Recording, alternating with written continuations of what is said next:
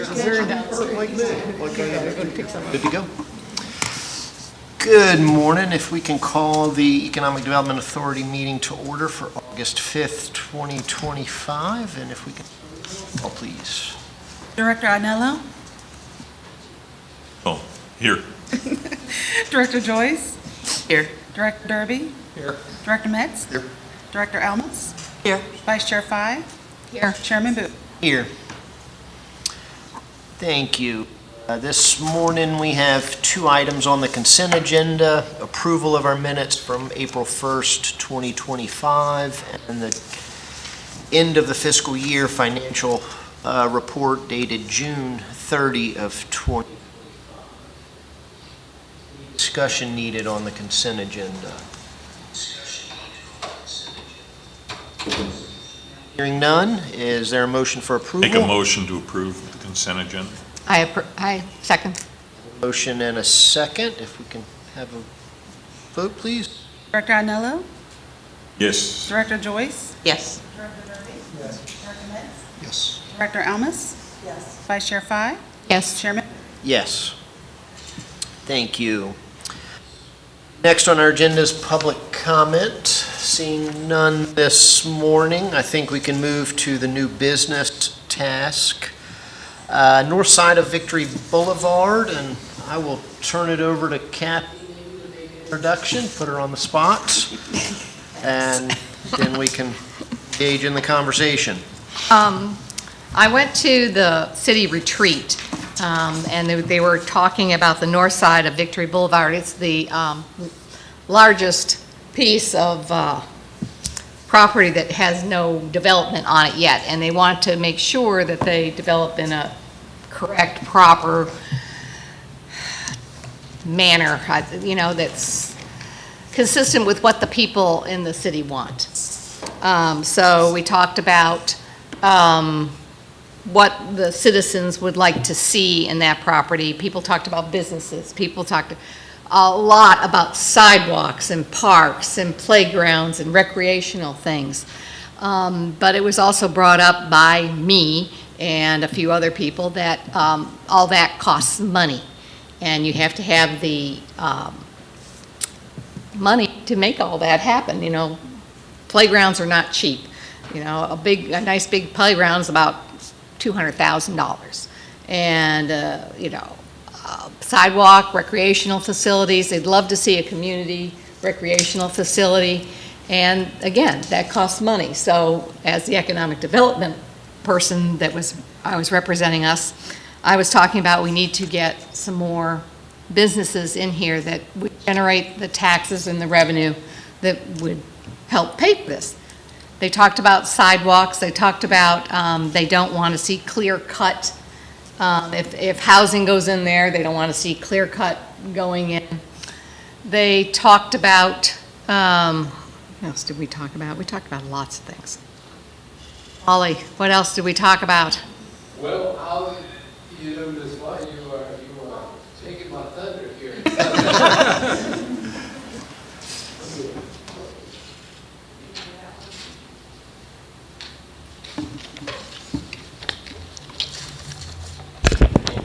Perfect segue. I put some attachments in your places before the meeting today. You'll notice there is a map. Looks a little bit like this, and the area within the thick green is the area that we're talking about. That includes some R1 residential to what I would call the north, and Victory Boulevard west and east, which actually is talked about in our comp plan, is in the purple and the blue.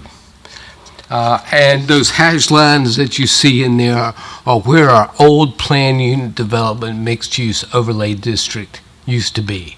Of course, that was eradicated several months ago. In terms of comments, Ms. Fye did a good job of encapsulating some of the general comments.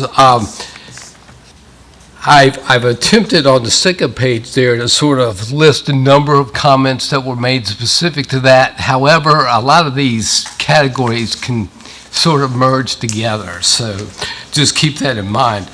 But I was really struck by the planned connectivity of all these uses that people talked about. We had at least 4 comments about connectivity. Sounds an awful lot like a planned unit development of some kind. Now, I'm getting a little bit ahead of ourselves here when we're talking about the zoning ordinance, but we're going to work on the comp plan first, and I have talked to the Planning Commission about that, and I've gave them the same sort of tabulation of what we had. Money is an issue that was raised by several people. Some of the uses that were specifically talked about were commercial uses, business uses, unique uses, unique to Poquoson, affordable assisted living or elderly uses was talked about, doctor's offices, let's see, less housing. So again, you know, we had a few comments that we need to work through there. One person said that the uses need to be unique to Poquoson because Poquoson is not a through city. We don't have an interstate or a major highway that goes through Poquoson. When you go to Poquoson, you have to be a little bit more intentional than that. So I thought that was a good comment. Balanced commercial with environmental, which Ms. Fye talked about. A lot of comments about that. At least 3 distinct comments about that. 1 about natural areas, and I already mentioned the 4 about connectivity. So like I said, some of these categories bleed into each other. So we had some good vision. Proactive wise, we needed to identify the undevelopable areas. And what that's talking about primarily is the R1 portion that's in the north. And we went ahead and included that as part of the study because a lot of those properties back there are somewhat landlocked. We know we got wetlands back there. We don't know exactly where that line is. We can kind of guesstimate where we think that line might be, but the point is, given the limited access for those R1 properties back there, it is possible that someone will want to construct a road off of Victory Boulevard to go back to those R1 uses. I'm talking about subdivisions, things of that nature. So that's something to keep in mind. Now, the way the ordinance is written right now, it would automatically require traffic impact analysis, and that's important. But you can also see that if we had a number of roads coming off of Victory, then by definition, that would inhibit the access. And Victory right now is our only main way in and out of town. So let me return to proactive here. Talked about a comprehensive study, public-private partnerships where possible, use the EDA parcels and build something first. And I'll stop there and say that the idea of a recreational use is being looked at by the city council. I don't have anything really to give you right now, but anything we do in terms of getting public input will include that part of it as well. A lot of comments about talking to the property owners. Need to talk to property owners, surveys to citizens, need public input, studies to reveal options. We had a 28% response rate on our questionnaire in the comprehensive plan, so it was suggested we might want to model a survey to the citizens based on that. Use wetlands as leverage for environmental uses, and move incrementally. This is not going to happen overnight. It does cost money, and that's going to have to come somewhat incrementally. We did decide that we were going to do the comp plan first, comprehensive plan first, and then zoning. On the subject of the comprehensive plan, we did have a debrief and discussion with Planning Commission last month, and we did decide to design a survey. which will be for the Planning Commission's inspection in August. I have been instructed by the city manager that before we get that survey out, we let him take a look at it and make sure that we're factoring in the city council's desires, as it's known then anyway, for a recreational use, to a recreational facility. So that's where we are now. Once we get the survey nailed down, we're going to send that out to all the citizens, as well as, obviously people in that area. But we're going to get an idea of what the public thinks we need to look at there. Like I said, a wide range of vision statements. I think it was a very sober discussion because, everybody realized this stuff does not come free. I And had we a need to- problem with that. Yeah. They thought it came free. Right, yeah. A lot of people really thought we Yeah. could just say we want this and it would happen. And I, kept saying, we got to have the money. The city does not have the kind of money they think it does. Right.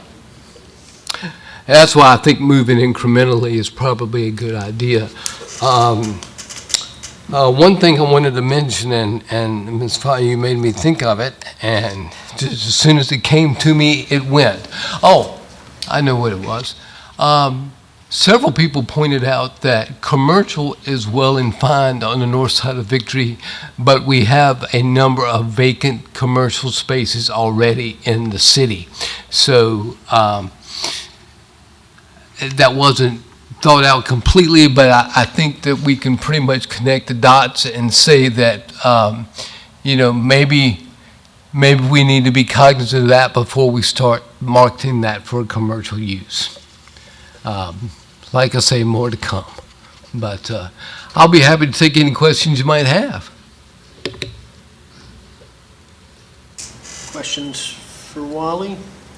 One, is the R&D, is that purely R&D? I mean, can you put a medical office there, or is it hardcore R&D? Well, R&D, and that's something that we did go over that I failed to mention. We did go over the uses that are allowed in R&D and in general commercial, as well as R1. R&D is strictly research and development. It's very narrow, the number of uses, and I think there was some acknowledgement at the meeting at the retreat that the well-intentioned R&D is not served our interests, unless people like seeing the deer. Somebody mentioned they like seeing the deer. So anyway, but it hasn't happened, and it probably won't happen. And part of the discussion was whether or not city council needs to rezone that. So that was something that was also mentioned at the retreat, whether or not they want to continue to see research and development. Medical is a better fit. Yes, I believe they did talk about that they were going to look at that because they decided that after so many years, I think it was 20 or 30 years, Councilman Freeman said that, it hasn't happened. And Right. it was a good thought at the time, with given NASA was here and other places, the military and such, but it wasn't going to happen, so they were going to change that. I would argue that anybody who would actually want to develop something for R&D, ground up, every city around will give them the land, and, you've almost made that no man's land. But usually if it's a commercial zone, they could obviously do R&D too, if they want. Right. Well, there was some talk about, perhaps extending GC, general commercial, over towards the R&D. But that is something that I think the citizen surveys will be somewhat instructive about as well. It'll be very interesting to see what comes back. I mean, because I know there's going to be a certain amount, or I would think anyway, that a certain amount of it's going to be, well, just keep it the way it is. We love it the way it is. But, There was that at the meeting. what? There was that at the meeting. Yes, there was. As a matter of fact, there was. So, you have a timeline for the comp plan update? Last one was dated 2018, so I don't know, 2028, or are we Well, moving faster than that timeline? The state code tells us that we have to look at it every 5 years. Doesn't mean we have to amend it. And the Planning Commission did look at it in 2023 and decided that until we had some more updated data and gave it a little bit more time, we wouldn't do an update. Obviously, this is going to entail an update. I think that's pretty clear. And with some instructions going forward as to what we might do from a zoning standpoint, which Ms. Fye was talking about. So, you know, I think the comp plan process, if we design a survey and if the Planning Commission's okay with it and everybody here is okay with it, we'll send that out, probably give it about 30 days. I'm just kind of throwing out numbers now, but it's going to be the first part of the year. It might be January or February. I think if you look at what's permitted in the RD, you may be a little surprised at what you can put. I'm looking at the purposes. It says, manufacture or assembly of such products as baking goods, candy, cosmetics, dairy products, drugs, medical and dental equipment, drafting, optical, musical instruments, watches, clothes, toys, games, electrical devices, manufacture of boxes, furniture, cabinets, baskets, and other good-related products, beverage blending or bottling, laboratories or other physical research and development facilities, offices and office buildings, professional, government, administrative, data processing centers, banks and financial institutions, photocopying and blueprint services, technical or business schools and colleges, and community recreational facilities. That's what's permitted there now. That's all in R&D? That's what's in R&D. There's a lot of individual You might be uses. surprised at what you can do there. Yeah. So, I have a question for you, Mr. Hort. Is there, because I noticed like going down to Langley, there's a lot of empty R&D buildings there across from NASA. Yes. So I doubt that somebody would want to locate further away if that's Right. their interest. Is there any missing pieces in either Hampton or Newport News surrounding us where there might be something we could attract that would fit there? That's a good question, and I don't know of anything right off. Well, let me speak to the Virginia Economic Development Partnership that Virginia has. Right now, the governor is doing a lot of business to get Virginia as a prime location, but these are for shovel-ready sites. Everything you hear about currently for business coming in, the community localities already have the sites ready to go. All they need is that person to put in the site. So unfortunately, until that site is in a position to where it's shovel-ready, it's not going to Right. attract a whole lot. That's what I thought the purpose of tearing down all those trees on the north side was to make it shovel-ready. Well, and, unfortunately, with some rulings giving us our, not giving us our wetland delineation, hurt us as it relates to attracting businesses, because when I get people calling, real estate companies calling, asking, still available, and I said, absolutely, and their first question is, where is the wetlands delineation? So, once we get that process confirmed, maybe a future grocery or a gas station may be interested in that site. Talking was coming up on our agenda. Well, I think we are. Yeah, it is. The VEDP sites typically are 30, 40, 50 acres and larger. I mean, these are kind of super sites that I think the governor and the various localities are focusing on, which is not something that say exists within our 13 square miles or whatever we have here in the city. So the attraction is not these state marketing efforts, unfortunately, when we start to talk R&D and as Alan mentioned, most localities are ready to give the business. And the incubator sites certainly cropped up in the last 10 years and churning out a number of businesses successfully.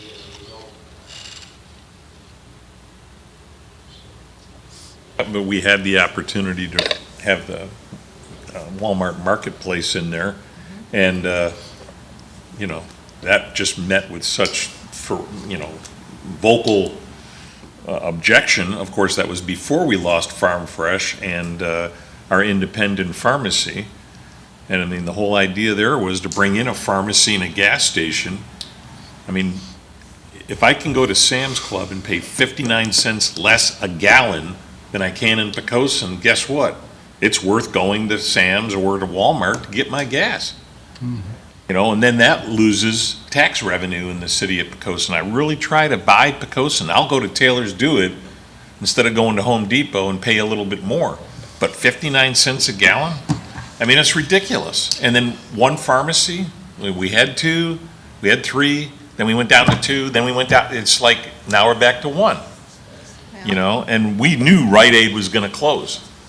And, you know, we couldn't get an independent in there, we can't get Walgreens, you know, nobody wants, you know, it's like, people will drive to a pharmacy, so we don't need a second pharmacy. And it's just frustrating that we're looking at this property and we're saying, you know, this is what, you know, I'm all for additional recreational or open space, but that costs money. You know, you can't put a playground in there. If we had $200,000 for a playground, where are you gonna park? Oh, now we gotta build a parking lot. You know, and then you have to have lights on it, and, you know, it just, it balloons. There's second and third order effects to that. And sidewalks. And sidewalks. Well, we're trying to get sidewalks onto Little Florida right now, you know, and hopefully that'll work, but, you know, until some child or adult gets hit and run over by a car, it's gonna be a priority, but it's not gonna be a major priority where you stop everything else and do it. And, you know, the city does not have an endless pot of money. You know, I'm all for giving away the property, you know, if we could bring somebody in. It's going to generate some revenue. Yeah. Correct, but I mean, if they're a revenue-generating place, okay? but there's so many empty places in the city as far as commercial properties go, and, you know, Legacy of Poquoson allegedly was gonna put in commercial properties in there. You know, they got the sign up there that says available, but, you know, what kind of, you know, businesses do we need in Poquoson? School is gone. Starbucks is gone, which, you know, that didn't bother me so much, but I mean, I do drink my coffee. It's like- But anyways, you know, I don't know what the answers are. I really don't, you know. It takes a lot of thought. And then, you know, leaving it green space, what's the tax implication? You know, what tax revenue do we generate right now from all those properties? And if we say, okay, the city's gonna buy them and leave them green space or turn it in, what's the tax revenue loss?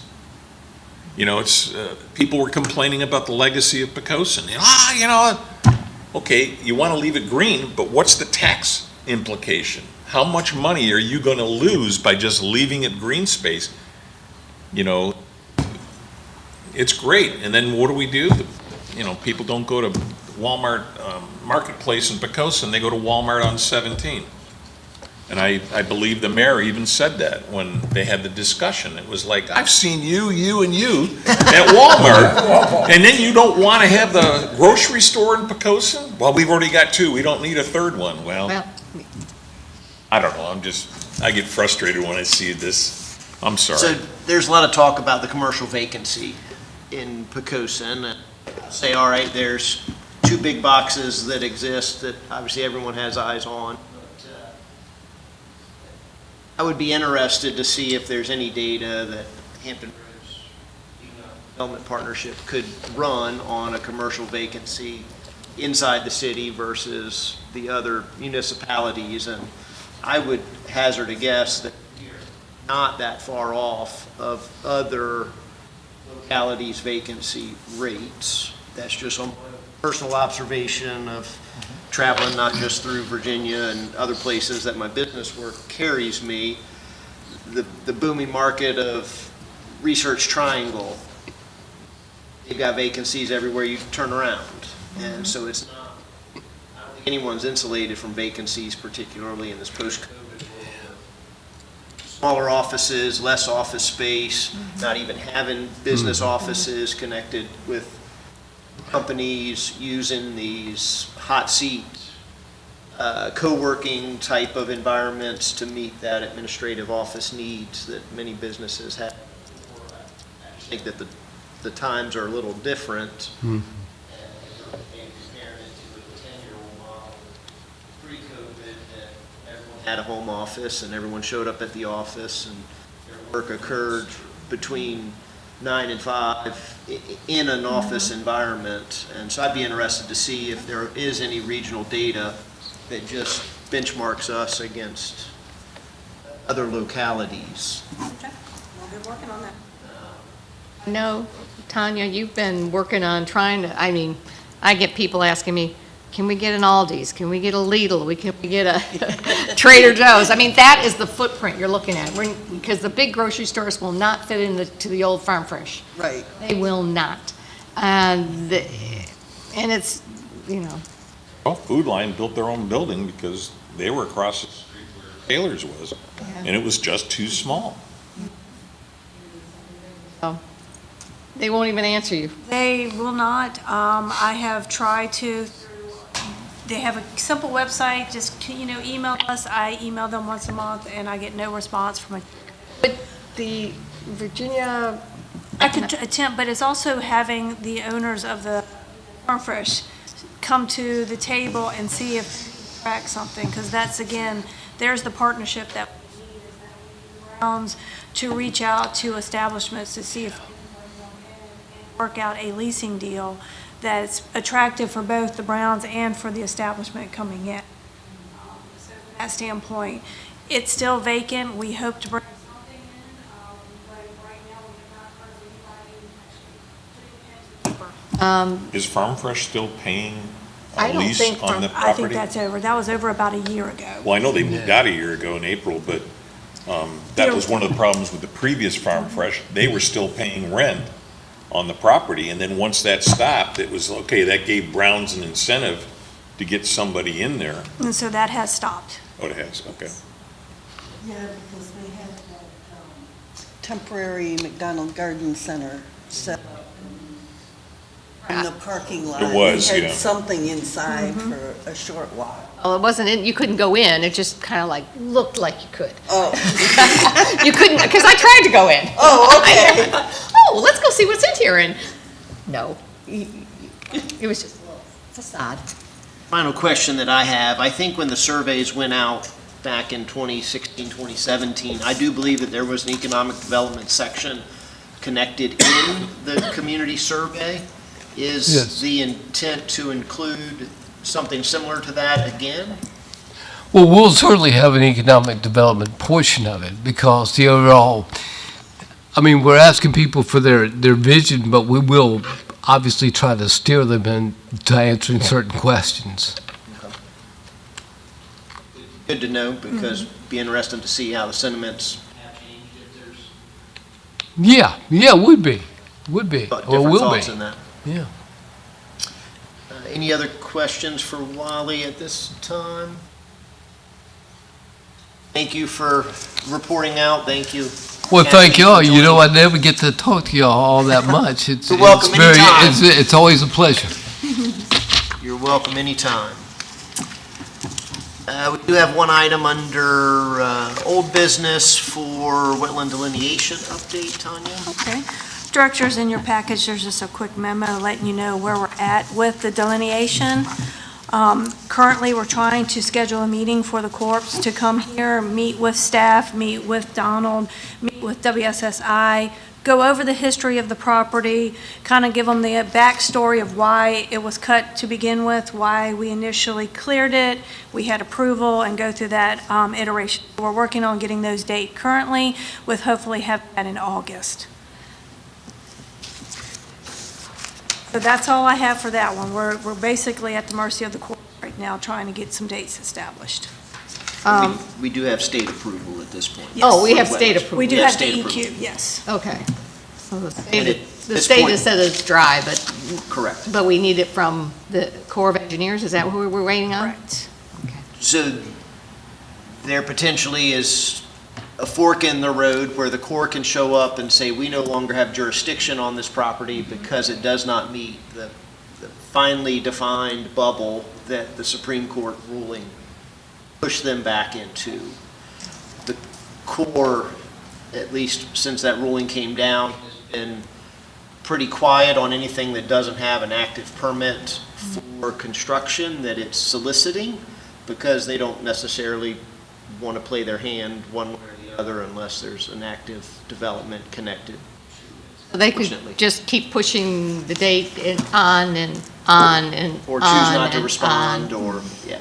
So option one is they make a statement that we no longer have jurisdiction, whatever the state says is abides on that piece of property. Or they can say, we do have jurisdiction, we concur with the state, or obviously take a different stance from the state. Through WSSI, and please correct me if I'm maybe misstating something here from your understanding, WSSI's belief is they should take the stance, it does not meet the letter of the current definition, therefore we don't have jurisdiction on this. That's really the answer we're striving for. Do we have legal, if they decided never to answer us and can't give us a date, or, rather than waiting for, the next 10 years, do we have any legal recourse to say, hey, I need an answer? Court and ask for a ruling. Okay. I mean, it's not connected to wetlands, it's pretty obvious. I think the Corps' reluctance is they don't want to give up jurisdiction unless they have to. The Supreme Court case says it has to be connected wetlands, and this is not connected wetlands to active waterway. So we could say, okay, if we don't hear from you by such and such a time, we're going to give you a decent amount of time, but if not, we're taking you to court. They don't care. They don't care. You understand, it doesn't cost them anything to go to court. That's true. And they've got thousands of lawyers working full-time. The city's got to pay for all that. With an expert, it'll probably cost you $50,000 or more to get that delineation, get that decision by the court. Court knows that. They're not dumb. Okay. So the biggest trigger, the fastest trigger is, we've got this that wants to move forward, we've got this state clearance, we believe we're within our right to move forward based on this state clearance, and then basically put them on a time. Yeah. Without that, there's no motivation on their part. The state has already blessed it is really the major part of the battle, because that's really where the jurisdiction should be. Court had to agree to that. What about political support? I mean, we got a congressman and a couple of senators, they're always on TV saying, look what I'm bringing to my community, and it'd be unusual to get, two Democratic senators and a Republican congressman to work together, but, I mean, I'm not saying you should, but that's a recourse that, I tell people, call Congressman Whitman's office if you need There was a assistance. conversation with Elaine Laurier when she represented the district. And of course, when they rezoned everything, the district, Went she's back. now back on the other side, and so now we're back to Whitman again. So I have no political pull whatsoever, so I can't answer that question. Well, I'm just saying, can't Rob Whitman call, and say, hey, you need to, if we have a problem. Well, I think, again, the challenge is it actively holding up a development, or is it, we just want this piece of paper? Well, what's the first question people ask is if it's available? It's available. Then the And- next question is, what is the wetland delineation on the property? So at this point, we say we're state cleared. Right, we're state cleared, we're working on the Corps situation, and most people are fine with that. I think the Corps wants us to bring a development option. I think they really want that to take, hopefully bringing them to the table, getting them understanding that we can market it more actively by saying, look, we've got this hurdle, it's wetlands, let's move forward and bring again, either a gas station, a grocery store, whatever it may be. We'll keep you updated as it moves forward. Any other questions on that? Staff activities. So as you can see, I left the next meeting date somewhat blank. We start to butt into the early voting, and this chamber right now gets taken up with early voting. So as we work out the nuance, and of course, Labor Day that's kind of that first Tuesday as well. We'll work through the date with the directors to find out what the comfortably in the chambers. Thank you. I forgot about early voting. Yeah. So we'll get that coordinated as, A, we've got actionable items, and B, working around the facilities limitations as needed. We've added a new item for director's comments to the agenda. Free to open it up to anyone, should there be comments or asks of Tanya, myself, the city. I can say that it was good to attend the retreat. Got to meet a lot of the other boards and commissions, which, I didn't know who everybody was, but it was good. A lot of comments. I'm just amazed that they think that the city has an endless pot of money. It just amazed me at that. But the boards and commissions, they were putting forth a lot of recreational, they had a lot of thought on what the citizens in the community had to say. And a lot of people they want green space, they want sidewalks, they want parks, and they want recreation, a lot of recreation. But, it comes with a price tag. And they were good with, doing the businesses and then having the road back in, but they want to see that a defined, comprehensive plan where we have the businesses that may lead to some smaller businesses, lead to parks and some housing and that sort of thing, is how they wanted to do it. But you've got to get all those individual property owners to agree, and that's going to be hard.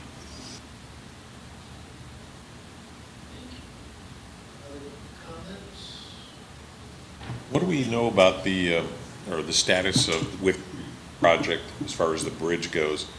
It's going to cut off Terrace Chapel, Surf's Up. and that's going to be Surf's Up. And I know that there's been some talk about putting in an access road and things like that. But that's, I know we're supposed to be doing economic development, but I'm concerned about our current businesses, and that's going to kill Surf's Up.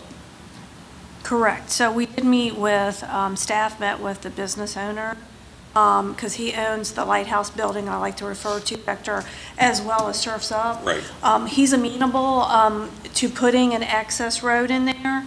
However, the restaurant owner is concerned that that'll just be a cut-through, not necessarily an access point for her restaurant. So we're working out the logistic. Anything put in there would actually be at a cost of the city. VDOT looks at it as there's an access point from Terrace Chapel, so therefore they're not cutting off her business. So in their minds, they're not worried about whether or not she survives in that location. So from that She's already got a standpoint- problem with school buses from York County turning around in their property. Correct. And if that becomes an access point, now you got school buses trying to turn around in there during the school year and people trying to drive through. So I can understand the concern.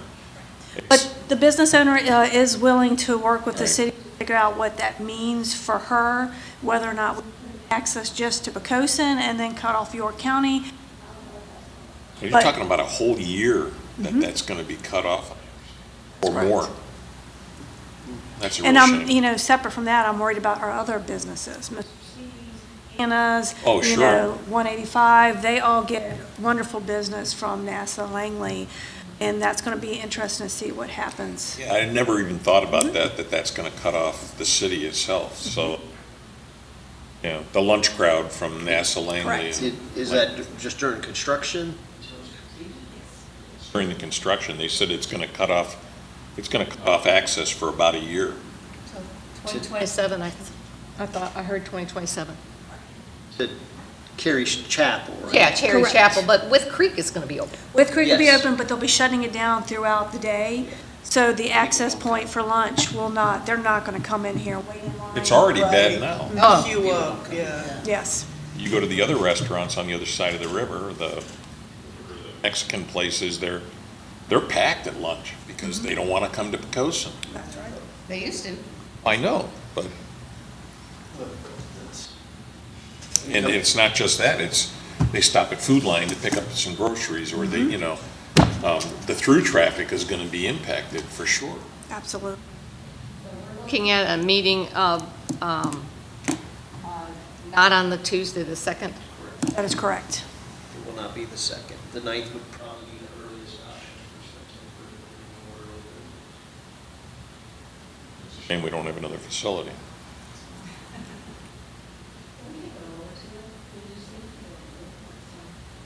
They have space, they just don't have the availability to video. That's what I was thinking, Yeah. yeah. We could definitely have it there, we just would choose not to video it at that point. Well, it's the same with the community center. I mean, very easily, but they don't have the ability to do the videoing. Any additional comments for this morning? If not, I say we adjourn. Thank you, guys. All right. First off, because it's gonna, I've talked to Kathy and Dave, so.